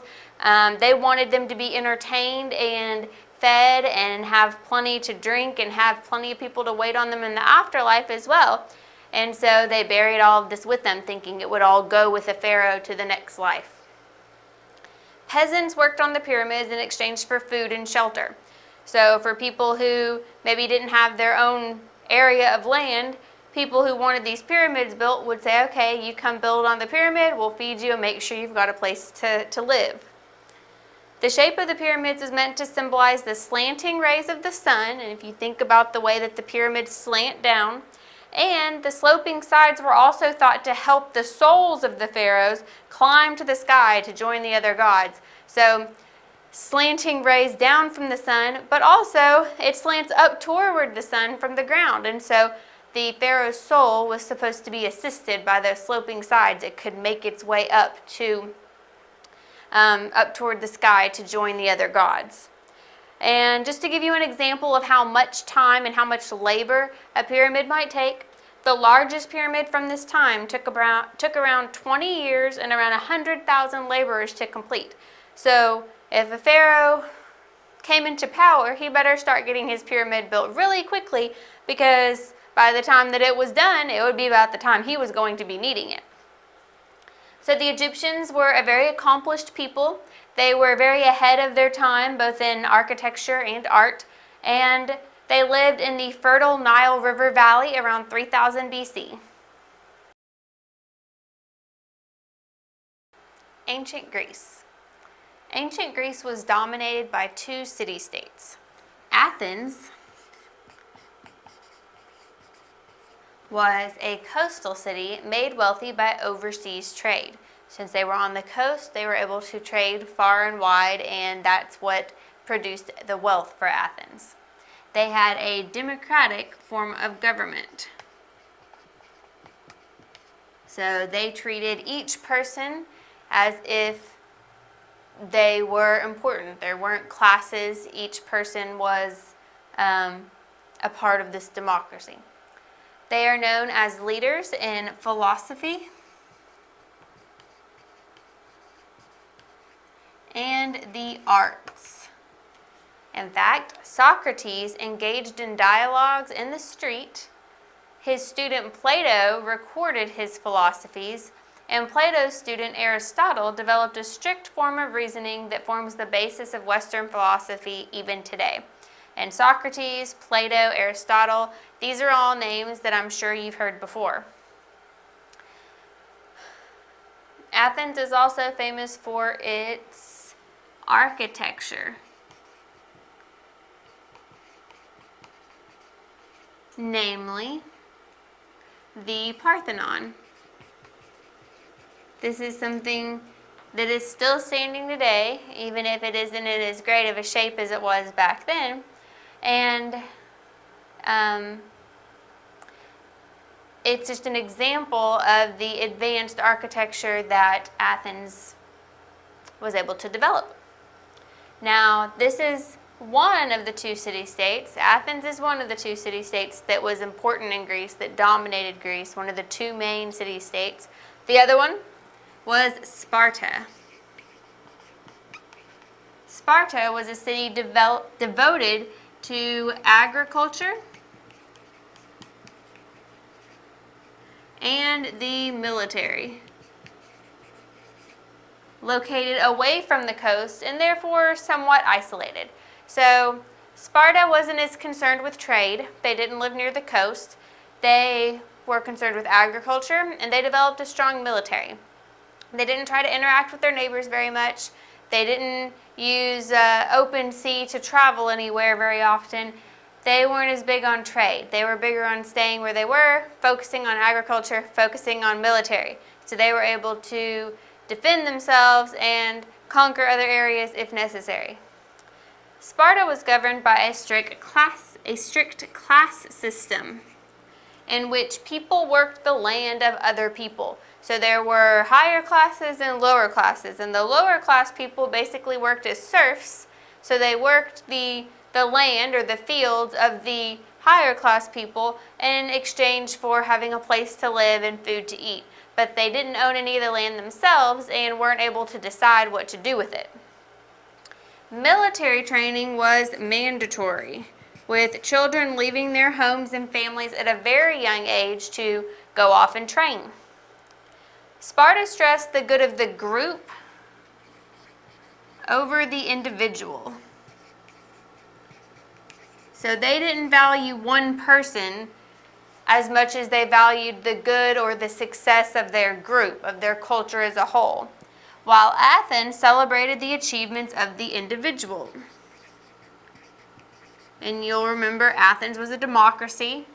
Athens celebrated philosophy and the arts, and so they were more focused on the individual's value, where Sparta was more focused on the value and success of the group versus just one individual succeeding or surviving. Now, during the time that Athens and Sparta were the dominant two city-states, there were a few different periods that Greece went through. So one was the Periclean Age. And that was during the 5th century BC. And most of the great contributions to the Western culture were made during this period. The philosophy of Socrates, the medical work of Hippocrates, great dramatic works by Aeschylus, Sophocles, and Euripides. So all of these contributions that you still read, these dramatic works, you hear about the Greek tragedies, these were written during the Periclean Age. You hear the Hippocratic Oath that doctors take. That had to do with the medical work of Hippocrates during the Periclean Age. So they made the philosophers and other thinkers of this time made some great contributions during the Periclean age. Now, what helped everyone else find out about these things was the Hellenistic age. And during the Hellenistic age, around the 4th century BC, this period is mostly known for Alexander the Great's military expansions. But without his conquests, without his expansions, without him making the empire larger and larger that he was in charge of, these philosophies and innovations from ancient Greece wouldn't have gotten very far. So the fact that Alexander the Great did go out and conquer all these other areas, he spread the Greek culture. And so he spread these philosophies and these innovations and caused them to have a great impact on the Western culture, the Western world, how everything else developed from there on. If it had only stayed in Sparta and Athens, where the Greek homelands were, it would be a little bit different than if it had actually gone out as far as it did whenever Alexander the Great conquered all the surrounding area and made Greece a much larger area. So, ancient Greece was dominated by two city-states, the Athens and Sparta. And Athens was a democracy that focused more on the individual, where Sparta focused more on the group. Athens was focused on philosophy and the arts, where Sparta was focused more on the military side of things. And that's kind of reflected in these two ages. The Periclean age had to do with the development of philosophies. It was a time of thinking and developing the contributions they were going to have for the world. The Hellenistic age had more to do with military conquest and the spreading of those contributions to the Western world. The Middle Ages, the Holy Roman Empire. The Holy Roman Empire existed from 962 to 1806. Otto the Great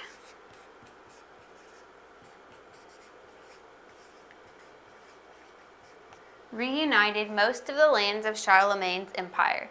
So after Charlemagne died and his empire was split up among his three grandsons, the lands weren't going to be all under one ruler again until Otto the Great was able to do that, or at least reunite most of those lands. When Otto was crowned emperor by the Pope in 962, the lands under his control became known as the Holy Roman Empire. Otto's crowning marked the beginning of a succession of emperors that would continue unbroken for over 8 centuries. And that period would be when the Holy Roman Empire existed. Now, for Otto to be a Holy Roman Emperor, he had to be crowned by the Pope. So Charlemagne was also crowned by the Pope and was the first Holy Roman Emperor, but the Holy Roman Empire isn't considered to exist until 962 when Otto the Great is crowned emperor. And from then on, there is an unbroken line of succession of emperors for over 8 centuries. Now, Otto involved the church in his government.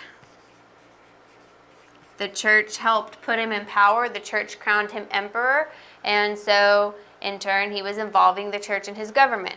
But he tried to limit its power. He still wanted to be able to have a lot of the control of his empire. But the church was very powerful. And the church leaders slowly but steadily acquired power until they had great control over even the everyday activities of most citizens. So Otto was still the emperor, but the church leaders had a lot of the power, and they were the ones making a lot of the rules. All of that power corrupted many of the church leaders. So where the church is supposed to be the example for people to follow, and they're supposed to be following all the rules in the Bible, they're supposed to be Christians, they're supposed to be doing the right things, many of them were corrupted by the power. And an example of that is that many church officials practice simony, which is the buying and selling of important positions. So a church leader may have gotten in power by buying themselves that position. They could have said, oh, I really want to be a church leader because they have so much power. Well, I've got this money, I'll give it to the church and they'll make me one of their leaders. Or a church leader may say, oh, well, we need some more money, or we need that plot of land. If we make the owner of that land one of our leaders, then we can have that land and do with it as we want to. So the buying and selling of these important church positions was a very common practice during this time because the church had become corrupt. One of Otto's legacies was the rivalry between the church and the state.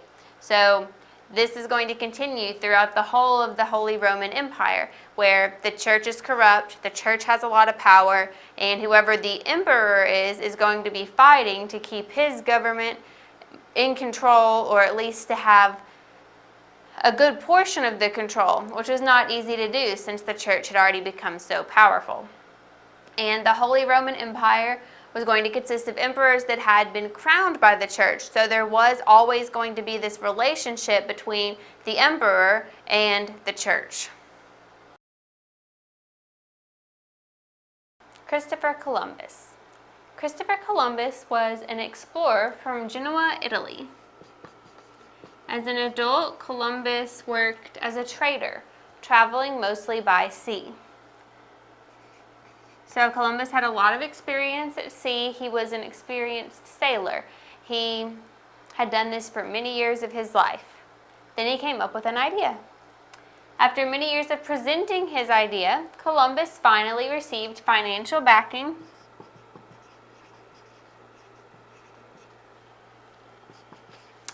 from King Ferdinand and Queen Isabella of Spain in 1492.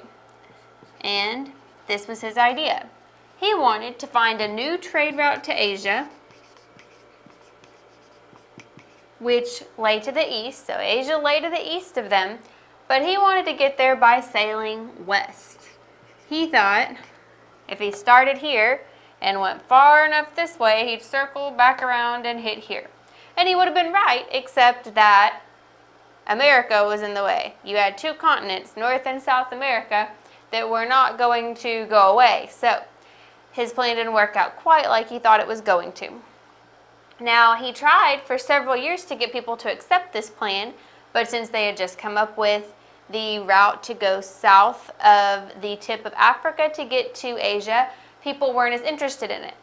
Finally, King Ferdinand and Queen Isabella of Spain said, okay, we feel like maybe there's an idea here, we'll support you and see how it goes. So Columbus was given 3 ships for his first voyage: the Nina, the Pinta, and the Santa Maria. And he eventually landed near South America. But he thought he had reached the Indies, which is what they called Asia at that time. So Columbus made 4 voyages in all to what he called the West Indies. So he thought by sailing west, he'd reached the Indies, and he called them the West Indies. He made 4 voyages there, and he kept thinking he was reaching the Indies. Now, other people didn't think so. They thought he was getting to different land. But Columbus refused to believe that. He held on to the belief that he had reached the West Indies as he planned to. Now, he didn't discover a new trade route to the Asian Indies. He thought he had, but he hadn't. But he did discover a new trade route. He discovered new land. He discovered a place that had lots of new resources and that opened the door for exploration and colonization of the Americas. So he is credited with the discovery of the Americas. However, Columbus never would admit that he had discovered new lands. He maintained that he had reached the West Indies. Now, he did name some of the islands he found and claimed them for Spain, but he didn't think that he'd reached a completely new continent. He thought he had just reached part of the West Indies. And he refused to believe otherwise and maintained that he had reached the West Indies until the day he died, which is why possibly the Americas aren't named after Columbus, but instead after Amerigo Vespucci, who actually claimed he discovered new lands whenever he came to the Americas. So Columbus was the first person to get to the Americas. He just didn't admit that he'd done it. The Lewis and Clark Expedition. The purchase of the Louisiana Territory in 1803 more than doubled the size of the United States. President Thomas Jefferson wanted to have this newly acquired land mapped and explored, since most of the territory was considered wilderness. It was unexplored, nobody knew what was out there. They knew Native Americans were there, but it hadn't been mapped out and no one had laid claim to it out past the Louisiana Territory. Everything in the Louisiana Territory had just been purchased from France, so the United States did own it, but they didn't know what was out there. So Thomas Jefferson wanted to have an expedition sent out there to explore it, map it out, let everyone know what was out there. Jefferson wanted to ensure America's claim on the land. He felt like if he didn't get out there soon enough with Americans and start settling the land, laying a claim to it, proving that it was their land, other nations like Britain or other European countries would come in and say that they were staking claims on certain parts of the land. So Jefferson wanted to get out there quickly. He chose Meriwether Lewis and William Clark to head an expedition into the territory. The expedition included 33 people, and all but one of them made it back. The only one who didn't make it back died of appendicitis. He did not die from anything on the expedition. They traveled from May 1804 to September 1806. So you see they acquired the territory in 1803, and very quickly in 1804, Jefferson was sending an expedition out to start mapping this territory. And you can see it lasted a little over 2 years. It took them that long to travel across the Louisiana Territory and come back to where there were known American settlements. They were searching for a water route that would connect the Missouri River with the Pacific Ocean. And this was for commerce. If they could reach the Pacific Ocean and they could reach potential new settlements along the river, then it would be easier to transport goods back and forth. So Jefferson wanted to know if this was a possibility, so Lewis and Clark were looking for a continuous water route. Though the expedition did make it all the way to the Pacific Ocean,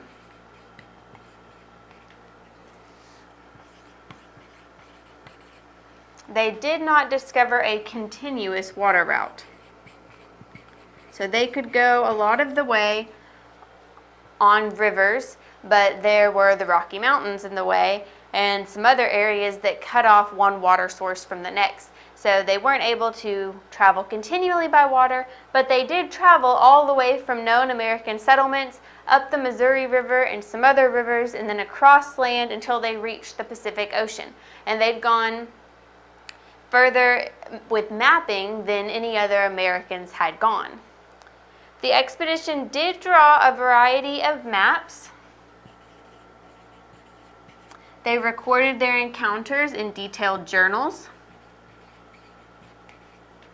And the expedition provided knowledge about the land they had traversed, as well as the plants, animals, and people that resided there. So while they didn't discover that continuous water route they were looking for, they were able to bring back a lot from their 2-year expedition. They brought maps, they brought detailed journals that were going to help future expeditions and travelers whenever they started heading out that way, and knowledge about plants, animals, and the people, the Native Americans that lived there. So they drew about 140 maps during their 2-year expedition. They noted over 70 native tribes that were along their route, and they recorded more than 200 new plant and animal species. So, while they didn't do everything they set out to do with finding that continuous water route, they did accomplish a lot. They drew these maps, they noted over 70 native tribes, they discovered lots of new plants and animals that had not been found in America before. And the Lewis and Clark expedition made a clear claim for America in the West, in the Louisiana Territory, and beyond, opening it all up for future expedition, future exploration, and settlement. So Jefferson did accomplish what he wanted to with putting a clear American claim on the land. The Missouri Compromise. In 1820, the territory called Missouri asked to enter the Union as a slave state.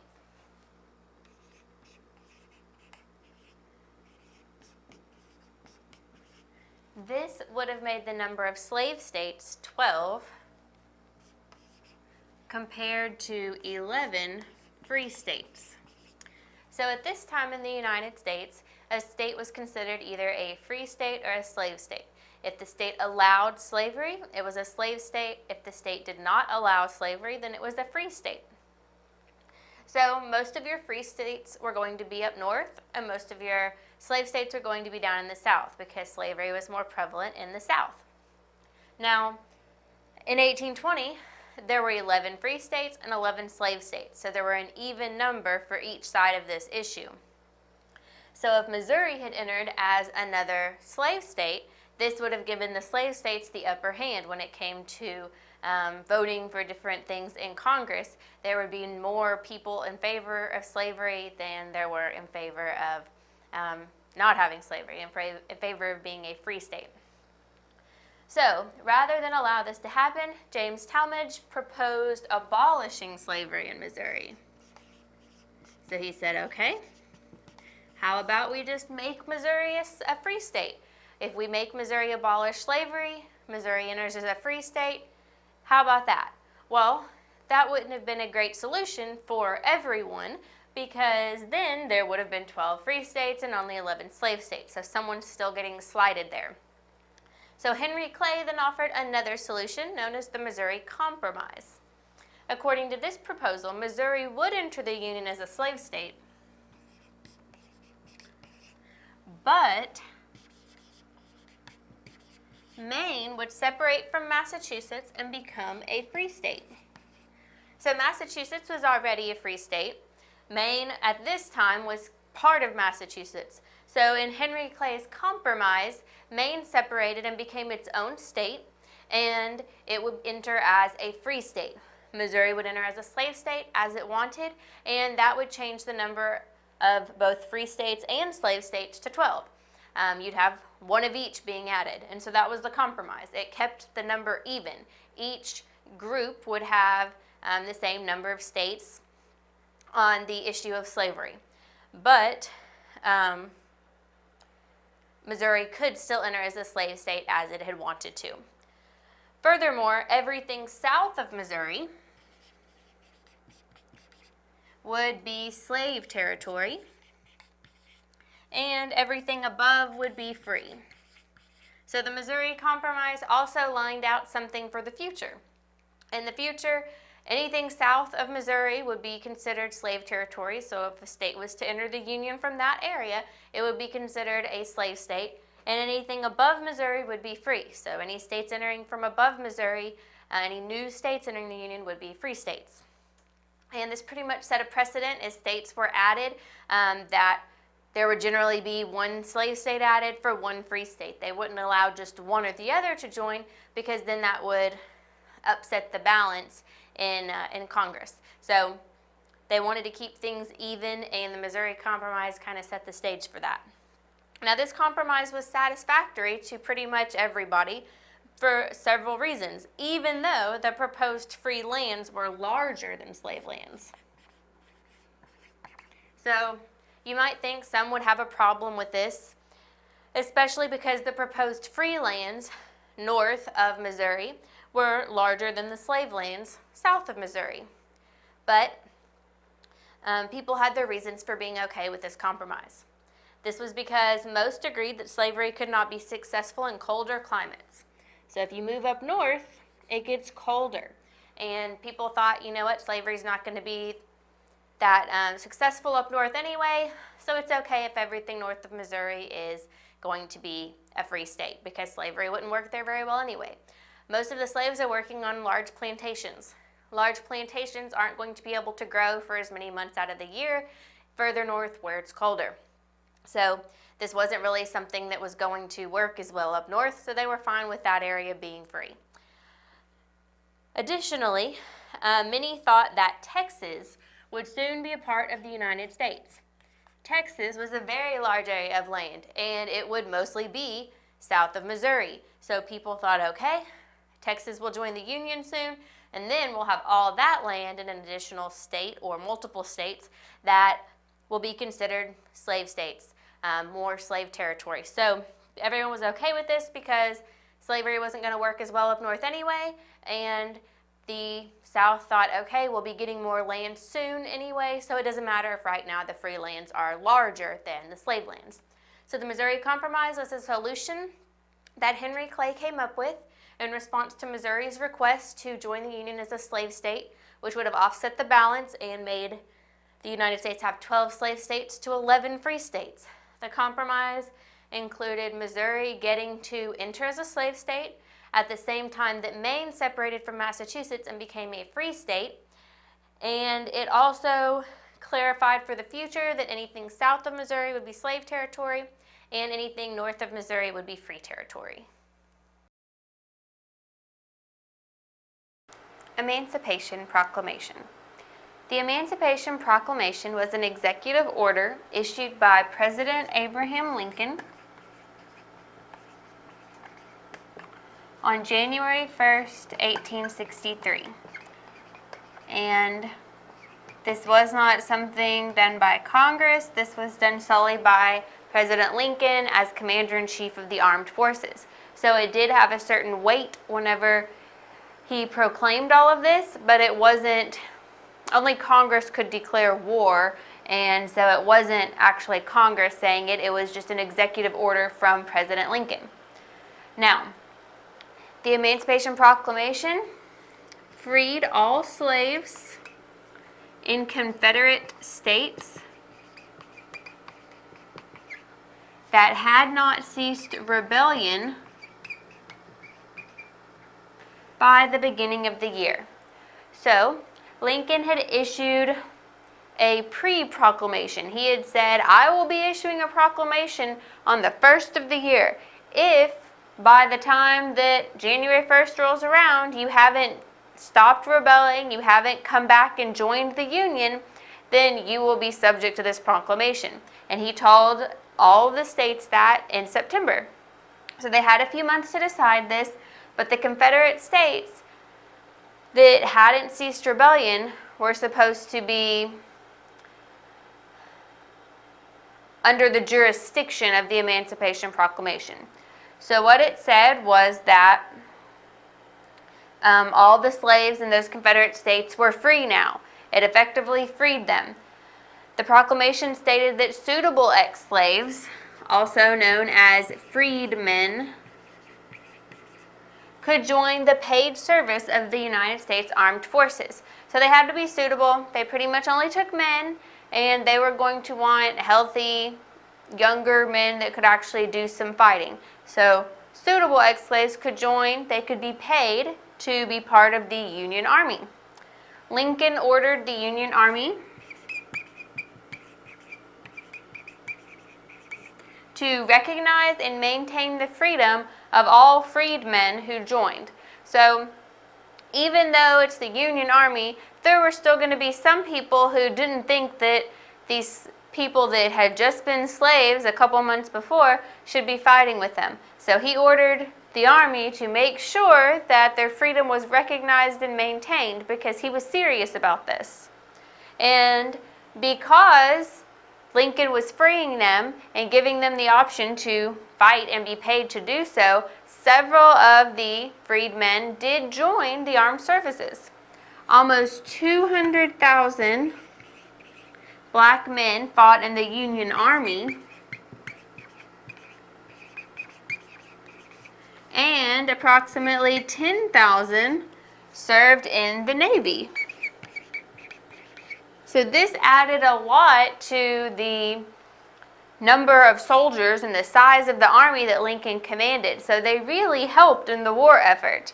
And similarly, the South had lost a lot of the people that had lived there. They lost a lot of their population because even if they didn't follow the Emancipation Proclamation and let their slaves go, a lot of slaves would escape and get over state lines into free states, into what was considered the Union, and then they would be free. And then a lot of them would go and fight against the South for the Union Army. The proclamation also set a precedent for the emancipation of slaves as the war progressed. So as they moved steadily south and they started to control more southern areas, they would free the slaves in those areas. And it showed that ending slavery was a goal of the Union war effort. Lincoln started out just wanting to get the Union back together. Slavery was a big issue, but it wasn't all that they were fighting for. He just wanted to get the Union back together. The South were saying, no, we're going to rebel because we want to keep our slaves. The North was saying, well, we don't like you keeping your slaves, but we still want you to be part of the Union. The Confederate States said, no, we'll just make our own country and we'll have our slaves over here. And Lincoln wanted to prevent that. He wanted to keep the country together. And so that was what the primary goal was in the beginning. But after the Emancipation Proclamation, a huge goal became freeing all of the slaves and abolishing slavery. So that is all that the Emancipation Proclamation did do. Now, the proclamation did not free any slaves under Union control.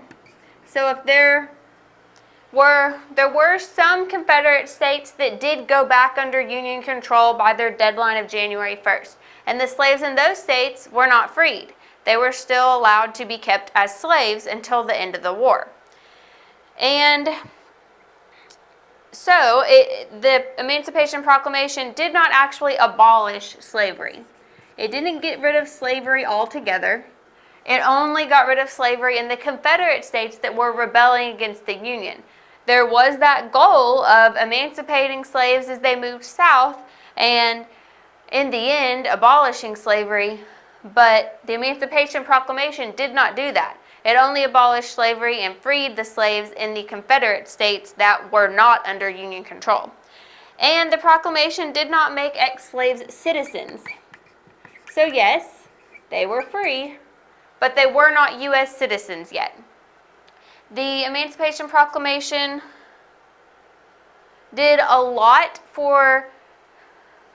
in terms of moving forward the goal of emancipating slaves, and it enforced that freeing the slaves is going to be a major goal of the Civil War and on the northern side. And so that is why it was so important. President Abraham Lincoln showed that he wasn't messing around with the slavery issue. If the Union couldn't be returned to one whole country, then he was going to free all the slaves in the South and end this slavery thing for good. Now, the Emancipation Proclamation didn't end slavery for good. That didn't happen until the 13th Amendment was added to the Constitution after the Civil War. But the proclamation did spur people to all unite under the goal in the North, and as far as the Union went, to end slavery. The Union decided ending slavery is one of our goals now. As we move through the South, we are going to free slaves. Where the Confederate was just trying to hang on to their slaves and maintain themselves as a new country. So the Emancipation Proclamation was very important in terms of reestablishing the goal of the Civil War as freeing slaves as the Union was reunited. The 13th Amendment to the United States Constitution has had a huge impact on the United States. It was ratified on December 6, 1865. So the 13th Amendment was passed during the Reconstruction era. And the Reconstruction era existed after the Civil War ended. So this was a time when the Confederate states that had broken off from the whole United States were joining back together with the northern states to form one complete U.S. again. And so this was a difficult time for the country. A lot of laws had to be passed to help figure out how this is going to happen, how all these states were going to join back together. And in addition, many of the Confederate soldiers had to be granted pardons because they were considered in opposition to the U.S., and so they were committing illegal acts. And so in order for them not to go to prison, they had to be granted presidential pardons. Now, the 13th Amendment freed all slaves, and it also legally forbade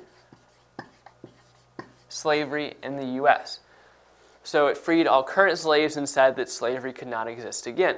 Now, slaves were freed without giving monetary compensation to the slave holders. And this is because this was considered an illegal act now, and so it didn't make sense to give money to the people because they were doing something illegal. And it's interesting, though, because these slaveholders thought of their slaves as their property. And so since they were losing their property, they would want to be compensated for it. So this was a huge financial loss to the slaveholders. Now, what kind of impact did the 13th Amendment have? Well, for one, it changed the societal composition of the South and some of the border states. Because before, African Americans were generally slaves, but now they are just normal citizens. It also changed the economy. Because like I said earlier, the slaves were considered property, and so these slaveholders had to pay for them initially, but after that, they didn't have to pay wages. Now, if they were going to hire African Americans, they had to pay them wages for their work, and so this changed the economy. In some cases, maybe it was too expensive to own these slaves or to employ these slaves. And so it created economic change in the South. And then civil rights was also born after the 13th Amendment happened, because now at first the idea was these African Americans needed to be free from slavery. But now that they've been freed, they're not on equal ground with the white people of the U.S. And so that's what happened with the civil rights movement, pretty much starting at this point all the way up into not that long ago, as African Americans and others on their behalf were fighting for equal rights to that of the other Americans. Now, to give you a full context of the 13th Amendment, it has two sections, and so Section 1 says, "Neither slavery nor involuntary servitude, except as a punishment for crime, where the party shall have been duly convicted, shall exist within the United States, or any place subject to their jurisdiction." So this was saying, like I said earlier, that slavery can never exist again. People can only be made to work, basically, if it was punishment for a crime that they had been convicted for. And so basically what was happening is these slaves were being treated like criminals, even though they were not. And then Section 2 says Congress shall have power to enforce this article by appropriate legislation. And so that's some of the legislation I was talking about that was born out of the Reconstruction era. So this 13th Amendment was passed, but now other laws had to be put in place to help this process of the slaves being freed go smoothly. The 14th Amendment was ratified on July 9, 1868, during the Reconstruction era of the United States. The 14th Amendment declared that all persons born or naturalized were U.S. citizens. So basically, if someone was born in the U.S. or naturalized, they were considered a U.S. citizen. And then it also declared that all citizens were entitled to equal rights regardless of race. So the 14th Amendment basically did two things. First, it defined who a U.S. citizen was, and then it said that all of these citizens have equal rights. Now, the amendment fell short of giving black men the right to vote, but it paved the way for the 15th Amendment, which did give black men the right to vote. Now, this amendment angered women's rights activists because it made the right to vote a male right. And it wasn't much later until the 19th Amendment that women were given the right to vote. Now, the major impact of the 14th Amendment was that human rights were granted at the state as well as the national level through the Due Process Clause. So I'm going to write that on the board because that's really important to remember, the Due Process Clause. So the 14th Amendment said that all people, all citizens, cannot be convicted of a crime unless they've been through the due process of law. And so we could also say that the 14th Amendment granted due process to all citizens.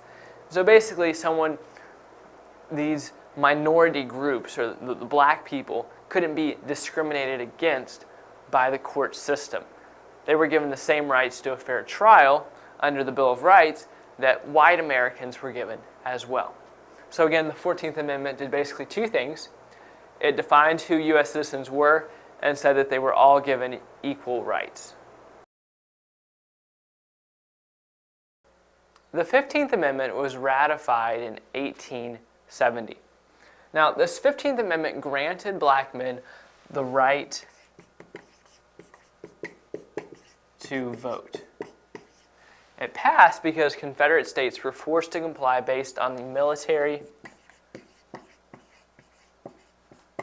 Reconstruction Act.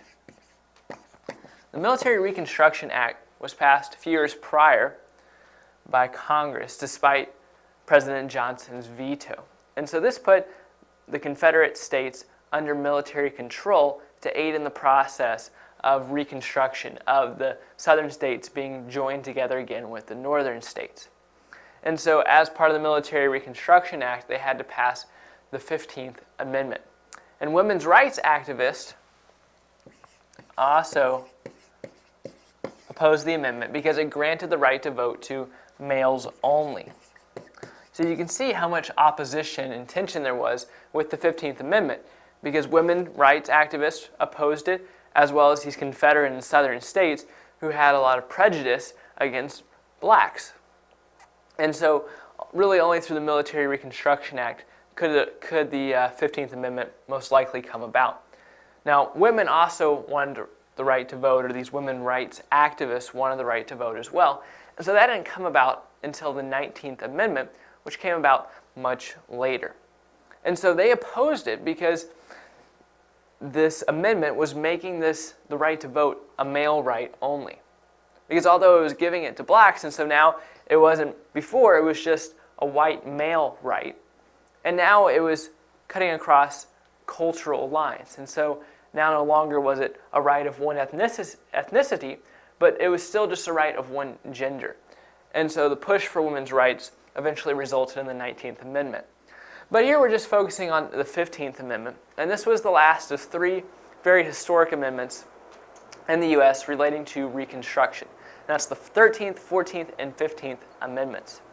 And these had a huge impact on life in the U.S. because they put an end to the era of slavery and were the first steps in giving freedom and equal rights to black people at the state and national levels. A political party is an organization that advocates a particular ideology and seeks to gain power within government.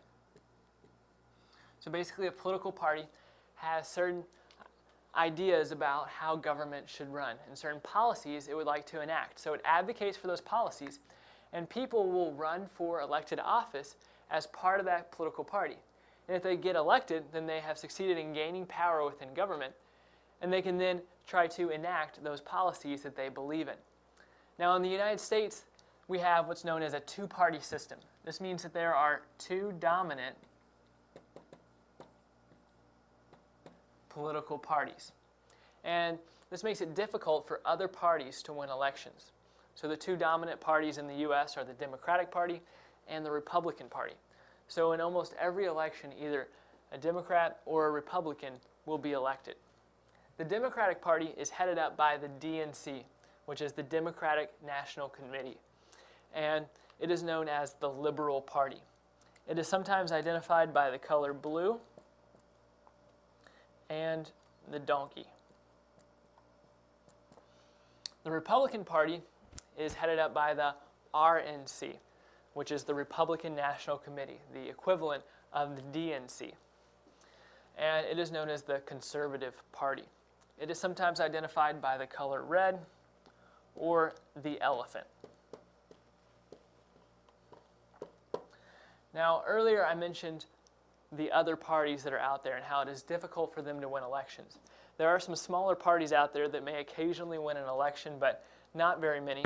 And so there are many small parties out there, but some of the more well-known smaller parties are the Constitution Party, the Green Party, the Libertarian Party, and the Reform Party. So that's a brief look at political parties.